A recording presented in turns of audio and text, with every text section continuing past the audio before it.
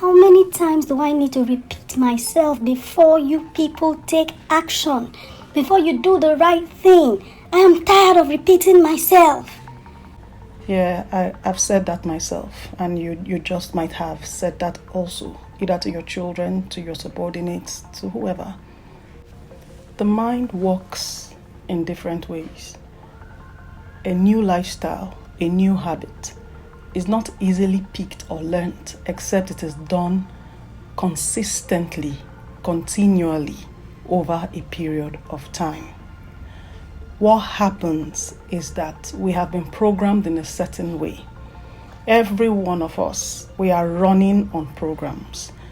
Some of us are running differently, either because something has changed the program that we are running, or we've just learned new ways, and then we are now practicing those new ways, and it has now become a habit. How many times have we said to ourselves, oh, today is the day I'm going to begin a new weight routine? Or today is the day that I'm going to change the way I speak to my children. Today is the day I'm going to become more patient. Today is the day I'm going to become more tolerant. But then that day never comes, because you start off being patient, but then something happens that just ticks us off and then we are back to square one. And it's either we beat ourselves up and say, oh, you did it again, you gave in again. Or we say, well, I gave it a try, and we go back to being the way we have been. Every one of us have programs we are running. The subconscious mind just keep picking up things around, and that's the story of what has happened to us from age 0. In fact, from the 3rd trimester in the womb up to age 7. We just keep gleaning like a sponge.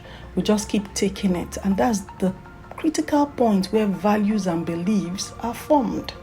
Most values and beliefs, you find out that a group of people behave exactly the same way. How? Even one that was just born. They've simply learned the ways of the people in their environment and how they interact, and they simply pick it up. So the way we behave, the way we interact when our children are present, it affects our children. We might think it doesn't, but when that child grows and begins to form opinions of their own, you realize that that foundation has been laid, and except something is done to it, that child will grow up and keep behaving the same way. Life happens in cycles, life happens in patterns, and these are some of the things that affects it. So our subconscious mind just keeps picking up things around. So if the way we have interacted with our children over time is yelling, screaming, and suddenly we've decided, or we've just learned that, oh, yelling is not so good, it destroys the child, it doesn't make the child grow well and stuff like that. Okay, good, I'm going to stop yelling. At that point, when you decide to speak calmly, our children have programmed when mommy is serious, she yells. So when mommy is speaking softly, nicely, calmly, she ain't serious. So we can keep doing what we're doing. When she's serious, she will yell. They have been programmed that way already. They've been programmed to respond to yelling. So when we now don't yell about a certain thing, they don't take us seriously. So they need to be recalibrated or reprogrammed.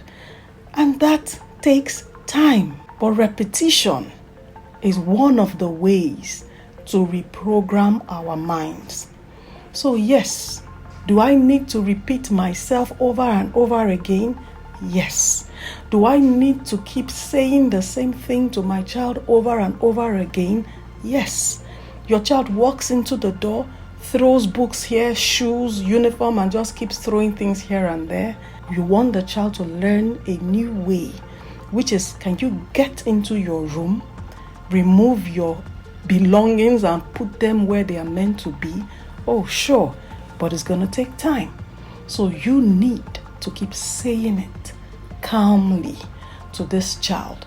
So can you imagine if it took your child, the number of years it took your child to keep that habit up? It's not going to change overnight. It's not going to change after you say it 7 times. It's not going to change after you said it for 20 times.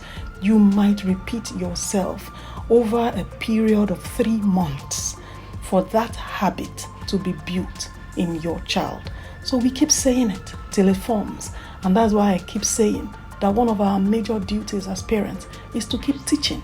So we wouldn't get angry or upset for a lifestyle or a new habit that we're trying to teach our children, but we will be patient because we are training the mind.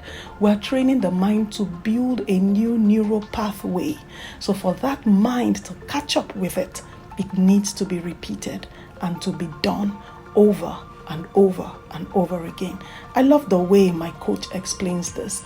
He says, imagine that there is this path that leads from the village to the river, and everyone keeps taking that path. I mean, you were born and that path existed and that path was created. But then suddenly someone decides, no, I want to create a new path because that other path seems congested. So the person walks on this path once, gets to the river, walks back to his house, and the next day wakes up and is like, what? Where's the path I created?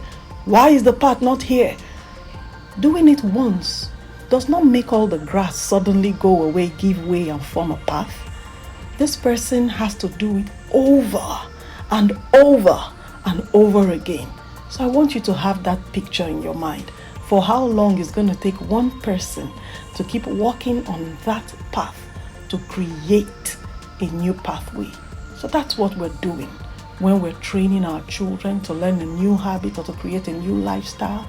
We're creating a new neural pathway for that habit to stick, for it to become a habit. So for it to become a habit, dear parents, we just might keep repeating ourselves till it sticks. Thanks a lot for listening to this one.